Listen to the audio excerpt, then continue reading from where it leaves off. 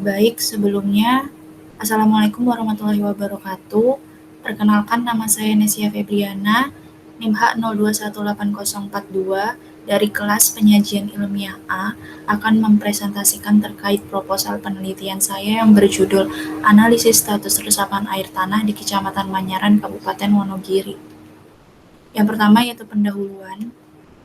Ada latar belakang, jadi pembangunan pesat terhadap beberapa kota di Indonesia menyebabkan semakin menurunnya kawasan resapan air tanah. Menurut Peraturan Daerah Kabupaten Wonogiri Nomor 9 Tahun 2011 tentang Rencana Tata Ruang Wilayah Kabupaten Wonogiri tahun 2011 hingga 2031 menyebutkan bahwa Kecamatan Manyaran akan dijadikan sebagai pusat pelayanan kawasan, sebagai kawasan permukiman, pelayanan jasa, pelayanan sosial, dan kegiatan ekonomi. Kecamatan Manyaran juga merupakan salah satu kecamatan di Kabupaten Wonogiri yang sering mengalami bencana kekeringan pada saat musim kemarau. Ini menurut Sigit et al. Tahun 2015. Sektor pertanian merupakan salah satu sektor yang terdampak dari adanya kekeringan dan krisis air bersih. Lahan pertanian, khususnya lahan sawah, tidak dapat dimanfaatkan secara optimal pada musim kemarau karena sebagian besar hanya mengandalkan air hujan.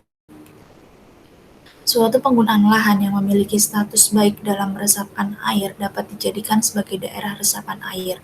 Daerah resapan air dalam Keputusan Menteri Lingkungan Hidup Nomor 39 Men-LH-8 Tahun 1996 adalah daerah tempat meresapnya air hujan ke dalam tanah yang selanjutnya akan menjadi air tanah. Potensi cadangan air tanah yang melimpah pada daerah resapan air dapat dimanfaatkan untuk meminimalisir bencana kekeringan di lokasi penelitian. Pemanfaatan teknologi Geographic Information System atau GIS dalam memperoleh informasi terkait sebaran status resapan air tanah dinilai efektif dan efisien. Analisis dan pemetaan status resapan air tanah belum banyak dilakukan di Indonesia, terutama di Kecamatan Manyaran. Oleh karena itu, hasil penelitian dapat dijadikan sebagai suatu hal yang baru untuk menyajikan informasi pendukung dalam pembuatan rencana tata ruang wilayah berbasis konservasi air di Kecamatan Manyaran, Kabupaten Wonogiri. Selanjutnya ada rumusan masalah. Yang pertama yaitu bagaimana sebaran status resapan air tanah di Kecamatan Manyaran, Kabupaten Wonogiri. Yang kedua yaitu berapa luas sebaran status resapan air tanah di Kecamatan Manyaran, Kabupaten Wonogiri. Dan yang ketiga yaitu faktor penentu apa yang mempengaruhi kemampuan tanah meresap air di Kecamatan Manyaran, Kabupaten Wonogiri. Selanjutnya ada tujuan dan manfaat penelitian. Tujuannya yaitu untuk mengidentifikasi sebaran dan luasan status resapan air tanah serta menganalisis faktor penentu yang mempengaruhi kemampuan meresap air tanah di lokasi penelitian. Kemudian manfaatnya yaitu untuk memperoleh informasi sebaran status resapan air tanah sehingga hasil penelitian dapat digunakan sebagai dasar pertimbangan pengambilan keputusan bagi pemerintah dalam melakukan pelestarian dan pemanfaatan sumber daya alam air tanah serta meminimalisir bencana kekeringan di Kecamatan Manyaran, Kabupaten Wonogiri. Yang kedua yaitu ada tinjauan pustaka. Poin pertama yaitu resapan air tanah. Menurut Purwantara tahun 2018, efektivitas resapan air tanah dipengaruhi oleh kapasitas infiltrasi yang tinggi. Media resapan alami dapat berupa lahan hutan, lahan gundul, lahan berumput, lahan sawah, lahan pekarangan, dan lain sebagainya. Menurut Purwantara tahun 2015, resapan air hujan sangat diperlukan untuk mempertahankan keseimbangan ekologis cadangan air tanah dan kebutuhan air tanah oleh penduduk. Kondisi kekritisan resapan air dapat dilakukan dengan mengidentifikasi kondisi resapan potensial dan kondisi resapan aktual. Penelitian yang dilakukan oleh Fakhrudin dan Darwati tahun 2017 menyatakan bahwa kondisi resapan air potensial diformulasikan berdasarkan faktor alami seperti faktor tanah atau batuan, lereng, dan hujan serta muka air tanah, sedangkan kondisi resapan air aktual dipengaruhi oleh faktor penggunaan lahan. Poin kedua yaitu air tanah. Menurut Valentino tahun 2013, air tanah berasal dari air hujan dan air permukaan yang meresap, atau kata lainnya infiltrate, yang mula-mula ke zona tak jenuh atau zone of aeration, dan kemudian meresap semakin mendalam hingga mencapai zona jenuh air dan akhirnya menjadi air tanah. Menurut Sejati tahun 2021, air tanah dari segi kuantitasnya dapat dikatakan statis, namun distribusi dan kualitasnya bersifat dinamis. Peralihan musim dan perubahan penggunaan lahan seringkali disebut sebagai faktor yang mempengaruhi dinamika air tanah. Proses pergerakan air tanah menurut Ngadisi et al. Tahun 2020 yaitu air yang bergerak secara perlahan-lahan, secara vertikal atau deep percolation, dan horizontal atau seepage menjadi komponen air tanah yang terkumpul pada zona air tanah atau groundwater ataupun keluar sebagai mata air, spring. Kemudian poin ketiga yaitu faktor-faktor yang mempengaruhi status resapan air tanah. Menurut Hari Suseno et al. Tahun 2013, faktor yang mempengaruhi kemampuan tanah dalam menyerap air antara lain kemiringan dari suatu lahan, komponen-komponen penyusun tanah, dan sifat-sifat fisik tanah. Selain itu, Irawan dan Yuwono tahun 2016 menyebutkan bahwa sifat-sifat tanah yang mempengaruhi infiltrasi adalah sifat fisik dan kimia tanah, yaitu tekstur tanah, kadar air awal tanah, bulk density, porositas tanah, dan bahan organik tanah. Kemudian menurut Wahyuni et al. Tahun 2017, beberapa faktor seperti kemiringan lereng, curah hujan, tanah, ditinjau dari nilai permeabilitas tanah, serta penggunaan lahan, juga mampu digunakan dalam identifikasi daerah resapan air. Poin keempat yaitu konservasi sumber daya air tanah. Menurut Barit et al. Tahun 2012, prinsip dasar konservasi air adalah mencegah atau meminimalkan air yang hilang sebagai aliran permukaan dan menyimpannya semaksimal mungkin ke dalam tubuh bumi. Kemudian menurut Fahrul et al. Tahun 2020, upaya-upaya yang dapat dilakukan sebagai konservasi air misalnya mempertahankan situ, danau, sungai, lahan terbuka hijau, reboisasi, mengurangi penyedotan yang berlebihan, mengurangi limbah yang dapat masuk ke badan air atau menyerap ke air tanah, serta membuat kolam penampung. Kemudian pemanfaatan daerah resapan merupakan salah satu metode untuk mengisi ulang air tanah secara artifisial atau buatan. Ini menurut Mehrabi et al. Tahun 2012. Sedangkan menurut Salata tahun 2015, keuntungan yang diperoleh melalui strategi konservasi air yang diarahkan untuk peningkatan cadangan air pada lapisan tanah dan di sekitar zona perakaran tanaman pada wilayah pertanian adalah terwujudnya pengendalian aliran permukaan, peningkatan infiltrasi, dan pengurangan evaporasi. Kemudian poin kelima yaitu sistem informasi geografis. Menurut Yeh et al. Tahun 2009, sistem informasi geografis merupakan sistem yang didesain untuk mengelola, memanfaatkan, mengklasifikasikan data, hasil penginderaan jauh, mengeksplor area, menggabungkan faktor-faktor potensi resapan air tanah, serta untuk memberikan bobot yang sesuai. Kemudian menurut Pardede et al. Tahun 2021, Sistem informasi geografis telah memungkinkan mengkaji pola spasial potensi daerah resapan air dalam cakupan yang luas. Badan Penginderaan Jauh Nasional (NRSA) 1987 di India adalah yang pertama mengintegrasikan informasi penginderaan jarak jauh dan teknologi informasi geografis (GIS) untuk menggambarkan zona potensial resapan air tanah. Kemudian poin keenam yaitu metode Weighted Overlay Map. Peta potensi resapan air tanah dibuat dengan menetapkan bobot yang sesuai untuk peta tematik yang berbeda dan kemudian ditumpang tindihkan dengan metode Weighted Overlay Map. Menurut Chow dari et al. Tahun 2018. Hal-hal yang harus diperhatikan sebelum melakukan Weighted Overlay adalah peta yang digunakan harus berbentuk raster dengan proyeksi dan ukuran piksel yang sama. Ini menurut Adi Ninggar et al. Tahun 2016.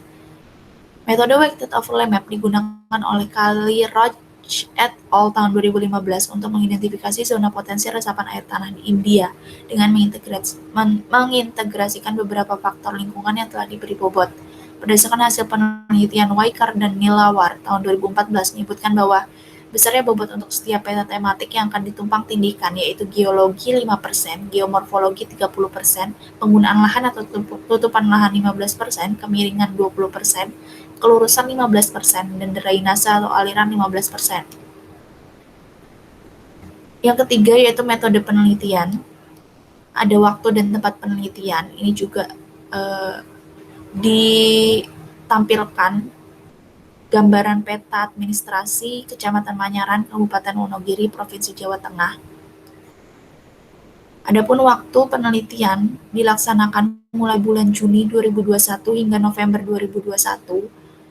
Kemudian tempatnya Kegiatan survei dilakukan di Kecamatan Manyaran, Kabupaten Wonogiri, Provinsi Jawa Tengah, yang terletak di antara 7 derajat 48 menit 0 detik hingga 7 derajat 55 menit 30 detik lintang selatan dan 110 derajat 46 menit 30 detik hingga 110 derajat 51 menit bujur timur.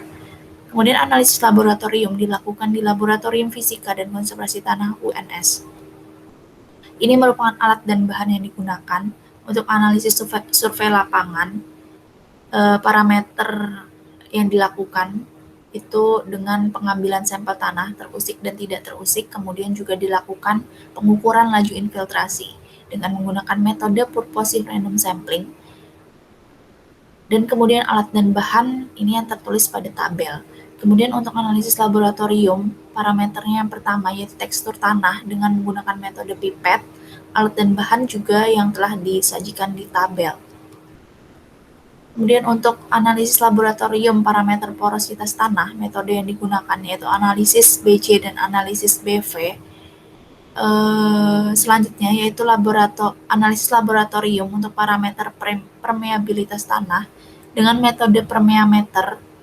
Alat dan bahan juga yang telah dituliskan pada tabel. Kemudian analisis laboratorium untuk parameter bahan organik menggunakan metode Walke and Black. Kemudian analisis data ini menggunakan metode weighted overlay map dan uji ANOVA serta korelasi.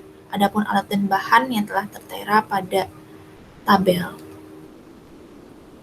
Kemudian masuk kepada poin metode survei dan pemetaan. Jadi metode survei dan pemetaan ini dilakukan sebagai tindakan validasi data sekunder yang telah didapatkan sebelumnya dengan kondisi aktual di lapangan, serta melengkapi data-data yang mampu mendukung analisis status resapan air tanah dan hasil analisis status resapan air tanah berbasis teknologi CIS. Penelitian survei ini dilakukan dengan menggunakan metode deskriptif kuantitatif. Penelitian deskriptif kuantitatif menggunakan pendekatan spasial dengan bantuan software ArcGIS Pool 4 terhadap parameter fisik lahan yang telah diberikan skor dan bobot. Selain itu, pendekatan statistik berupa uji ANOVA dan korelasi dibutuhkan untuk menemukan ada tidaknya hubungan antar variabel dan sejauh mana variabel tersebut mempengaruhi status resapan air tanah di lokasi penelitian. Selanjutnya itu tahapan pelaksanaan. Yang pertama yaitu persiapan dan pembuatan peta kerja, meliputi yang pertama orientasi lokasi penelitian. Kemudian yang kedua yaitu pengumpulan data awal seperti peta RBI, peta jenis tanah, peta penggunaan lahan, dan citra DEMNAS. Kemudian yang ketiga yaitu penyusunan peta kerja. Kemudian yang keempat yaitu persiapan alat, dan yang kelima yaitu penyusunan rencana kerja. Kemudian tahap selanjutnya yaitu survei dan sampling, pengambilan sampel tanah terusik dan tidak terusik. Setiap titik pengambilan sampel dipasang alat untuk mengukur laju infiltrasi atau double ring infiltrometer. Kemudian tahapan selanjutnya yaitu analisis laboratorium dengan melakukan analisis tekstur, permeabilitas, porositas, dan kadar bahan organik tanah. Dan tahapan yang terakhir yaitu pengolahan dan analisis data. Ini merupakan gambaran peta kerja berupa peta satuan lahan dari hasil overlay terhadap 3 jenis peta. Ada peta penggunaan lahan, peta jenis tanah, dan peta kemiringan lereng. Sehingga mendapatkan total SPL-nya itu berjumlah 21 SPL. Nah, masuk kepada poin pengolahan dan analisis data, ini dilakukan terbagi menjadi 2 tahap. Yang pertama yaitu analisis spasial berupa pemetaan sebaran status resapan air tanah dengan bantuan teknologi CIS menggunakan metode weighted overlay map. Kemudian pemberian skor tekstur tanah, kemiringan lereng, curah hujan, dan penggunaan lahan ini dikutip dari Peraturan Menteri Pekerjaan Umum Republik Indonesia Nomor 2 Tahun 2013 tentang Pedoman Penyusunan Rencana Pengelolaan Sumber Daya Air. Kemudian pengolahan dan analisis data yang kedua, yaitu uji ANOVA dan korelasi. Analisis statistika berupa uji ANOVA dan korelasi dibutuhkan untuk mengetahui pengaruh karakteristik lahan terhadap status resapan air tanah serta pengaruh antar variabel pengamatan. Proses analisis dibantu menggunakan software RStudio dan software Microsoft Excel 2019. Ini merupakan tabel skor parameter tekstur tanah dan parameter kemiringan lereng yang diambil dari Permen PU nomor 2 tahun 2013. Kemudian ini skor parameter curah hujan dan skor parameter penggunaan lahan. Sumbernya sama, yaitu Permen PU nomor 2 tahun 2013. Dan yang terakhir yaitu bobot dari tiap parameter resapan air yang diambil dari Permen PU nomor 2 tahun 2013. Nah, setelah dari tiap-tiap parameter dan subparameter diberikan skor dan bobot, maka dilakukan klasifikasi status resapan air tanah dengan menentukan skor total, yaitu tiap bobot dikali skor per parameter ditambah dijumlahkan semuanya, itu akan menjadi skor total. Nah, setelah mendapatkan skor total tadi, kemudian ditentukan nilai rentang untuk mengetahui status resapan airnya, bagaimana, apakah termasuk baik, normal, mulai kritis, agak kritis, kritis, dan sangat kritis. Adapun penentuan rentangnya itu menggunakan nilai interval Sturges dengan rumus KI atau kelas interval sama dengan XT atau data tertinggi dari nilai total dikurang XR atau data terendah dari nilai total dibagi K atau jumlah kelas yang diinginkan. Selanjutnya yaitu ada gambaran jadwal penelitian. Dapat dilihat untuk pengajuan proposal itu dilakukan pada bulan Mei tahun 2021, kemudian persiapan dan pembuatan SPL pada bulan Juni 2021, kemudian kegiatan survei dan sampling dilakukan pada bulan Juli dan Agustus tahun 2021, kemudian analisis laboratorium dilakukan pada bulan September dan Oktober tahun 2021, kemudian pengolahan dan analisis data dilakukan pada bulan November tahun 2021, dan penyusunan skripsi dilakukan pada bulan November hingga Desember tahun 2021. Ini merupakan sumber referensi yang saya gunakan. Cukup sekian presentasi terkait proposal penelitian dari saya. Kurang lebihnya mohon dimaafkan. Apabila ada kritik dan saran, mungkin bisa disampaikan. Sebelumnya terima kasih. Wassalamualaikum warahmatullahi wabarakatuh.